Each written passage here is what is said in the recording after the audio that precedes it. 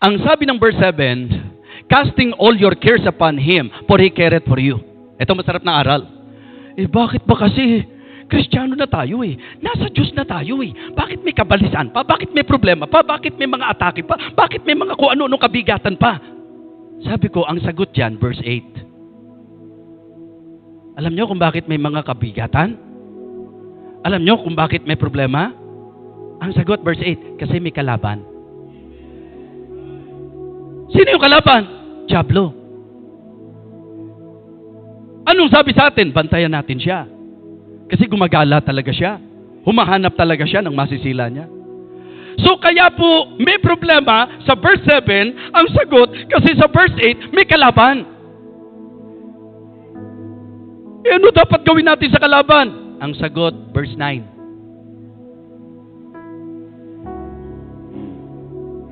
Para makita nyo, hindi ako. Biblia ang sumasagot. Anong dahilan? Bakit may problema? Anong dahilan? Bakit may mga atake? Anong dahilan kung bakit may mga pressures? Anong dahilan bakit may pain? Anong dahilan kung bakit may difficulties? Why? Because there is an enemy.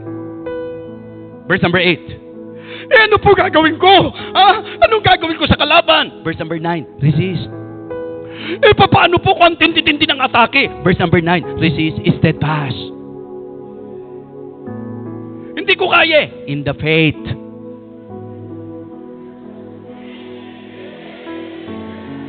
Wag in the flesh. Kasi yung lakas mo hindi pwedeng manalo. For we wrestle not against flesh and blood. Ako, laban sa Diablo, talo ko. Hindi ko siya kayang talunin. Pero ibang usapan, kapag may faith na, amen? Pagka ang pinanghawakan ko na, hindi ako, yung Diyos ko, amen? Balikan natin para ma-enjoy nyo yung exposition natin, amen? Alam nyo, pag exposition, kailangan medyo nagpapakalalim doon sa mga kung ano-anong. Yun ang problema natin Lumulusong tayo sa malalim, di pa natin naintindihan yung mababaw. Kaya ano nangyari? Lunod! Hindi makaahon. Pati yung mga tao sa paligid mo, hindi maintindihan bakit. Nakalubog ka Lumutang ka para makita ka nila, amen? Bakit may problema? Kasi may kalaban. Ano dapat gawin sa kalaban? Resist. Ang tindi po Resist is steadfast. Hindi ko po kaya. In the faith. Amen? At ano dapat nasa isip mo? Uy, huwag ka mag-iisip na ikaw lang. Verse 9. Knowing that the same afflictions are accomplished in your brethren that are in the world. Minsan kasi pati doon, pinaiiral natin, yabang natin Nakala mo bang tayo lang may problema sa mundo? Di ba?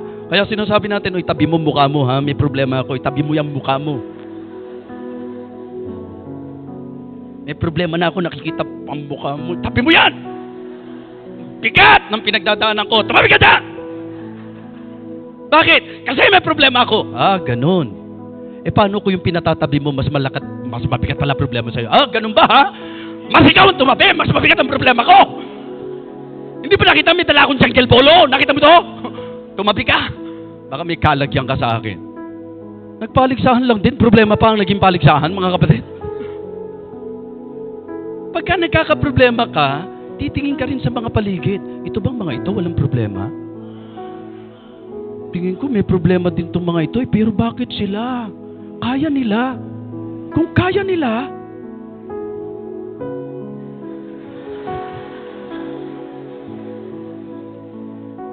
sabi nung isa, kung kaya nila, sila yun. Ako hindi. Talagang nagmatigas Pinanindigan talagang hindi kaya Mga kapatid, tingnan nyo po Gusto ko, basahin nyo to, intindihin nyo po ito, and then, itanong nyo sa sarili nyo, paniniwalaan nyo ba to? Paniniwalaan nyo ba ito? Teka, wala pa 1 Corinthians 10, please. 1 Corinthians chapter 10 and verse number 13. Alam ko kaya kayo may amen kasi nga positive kayo. Alam nyo sa pagmumukhang ito, siguradong ang sasabihin sa inyo yung nasa Biblia. Amen? Verse 13 sabay-sabay. Walang unahan, sabay-sabay. Tapos habang binabasa, intindihin. Habang iniintindi, mga kapatid, pag-aralan. Suriin ang sarili. Okay? At itanong mo sa sarili mo, paniniwalaan ko ba to? Paniniwalaan ko ba to? Okay? Anong sabi ng verse 13? Sige po, ready, begin.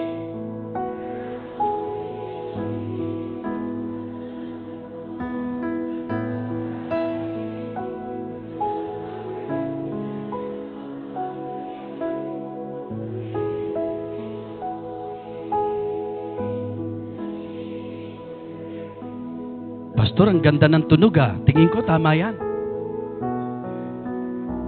English eh. Pero ang ganda po ng tunog. Tingin ko okay po yan. Nakuha natin yung point? Naniniwala ba kayo dyan? Alam nyo po ba ang kalugihan ninyo? Dahil daya ni Satanas eh. Pagka sinasabi ni Satanas sa'yo, hindi mo na kaya yung problema mo, hindi yan salita ng Diyos. Salita ni Satanas yan. Kung salita ng Diyos, ang sabi ng salita ng Diyos, walang hindi kaya. Kasi matapat ang Diyos. Sang-ayon ba kayo na matapat ang Diyos?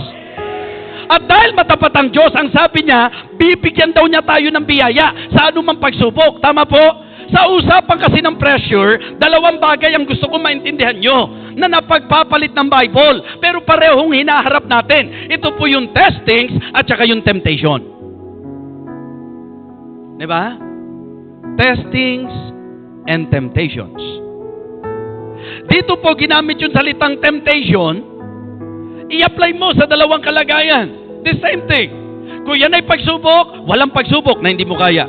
Kung yan ay tukso, may Diyos na magbibigay sa iyo ng lakas para mapagtagumpayan mo ang tukso. Amen? Napakalaga nun eh. James chapter 1 please. Just for you to have, diba, a clear idea.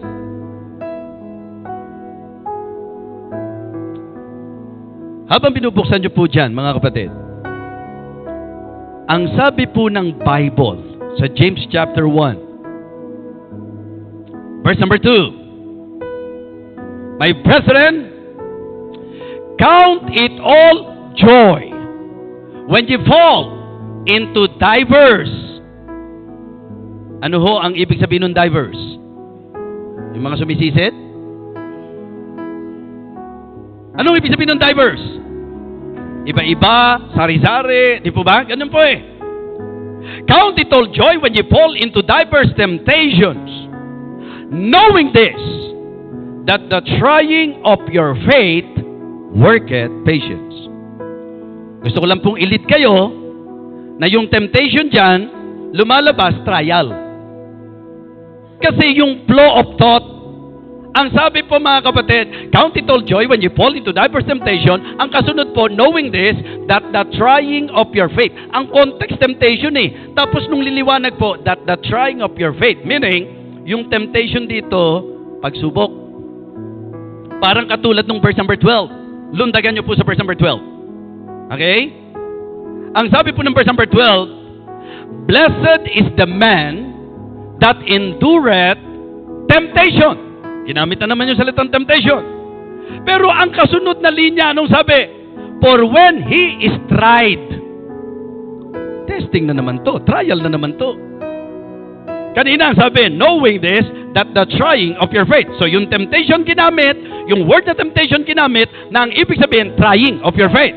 Eto naman, blessed is the man that endureth temptation, for when he is tried. So trial na naman to. Nagkakapalit po yan. Kaya dapat iniintindi. Sa verse 13, ito, iba na to. Ang sabi po ng verse number 13, let no man say, when he is tempted, I am tempted of God. For God cannot be tempted with evil, neither tempted he any man. But every man is tempted when he is drawn away of his own lust and enticed. And when lust hath conceived, it bringeth forth sin. And sin, when it is finished, bringeth forth death. Anong sabi niya? Do not err, my beloved brethren. Sa James chapter 1, matututo tayo at ang sabi po, huwag kang malito rito, huwag kang magkamali rito. Dapat alam mo kung temptation, alam mo rin kung trials. Amen? Pagka temptation, gawa ng dyablo. Pagka trials, paraan ng Diyos upang tayo po ay palakasin. Okay? Balikan natin yung exposition natin. Ha? Ang ganda ng dating. Exposition. Di ba? 1 Peter chapter 5. Titingnan ko kung nakakasunod kayo, ha? Bakit may mga pasakit? Bakit may mga problema? Bakit may mga pagsubok? Bakit may mga pressure? Ano sagot? Verse 8, may kalaban. Ano raw ang dapat gawin sa kalaban? Ano sagot? Resist. Kung matindi raw ang banat ng kalaban, hindi mo kaya Anong dapat gawin? Ang galing nyo Pwede na kayo hindi mag-imbita ng speaker sa susunod. Ang tindi nyo sa exposition. At ano raw ang dapat iniisip natin? Ikaw lang ba mag-isa yan? Knowing that the same afflictions are accomplished in your brethren that are in the world. Sa totoo lang, may mga katabi kayo, di nyo alam kung ano pinagdadaanan niya. Lalayo ka pa, ba't katabi pa? Pastor, ako na lang po. Pastor, ang tindi ng pinagdadaanan ko ngayon. Daanan mo. Pero huwag kang tumambay dyan. Lilipas yan. Daanan mo. Amen? Ang problema sa atin hindi daan tumatambay tayo Masyado tayong nag-stay ng matagal dyan. Diba? Paano po yun? Resist. Ang bigat Resist, steadfast. Ano gamitin mo? In the faith. Anong pangahawakan mo? Verse 10. But the God of all grace. Amen? Ang pwede mong panghawakan sa lahat ng mga daladala mo at sa atake ni Satanas sa iyo, yung Diyos ng lahat ng biyaya. Di ba binalik ko sa inyo, walang anumang tukso o pagsubok na hindi nyo makakaya dahil tapat ang Diyos na sa bawat tukso o pagsubok may biyaya. Amen? Siya po ang Diyos ng biyaya. Ano raw pong gagawin ng Diyos ng biyaya? Papabagsakin tayo? But the God of all grace, who hath called us unto His eternal glory by Christ Jesus, anong sabi? After that ye have suffered a while, make you perfect, establish, strengthen. Amen? Amen? Amen? Amen? At sa lahat ng ito, huwag yayabang. Verse 11, to Him be glory and dominion forever. Amen?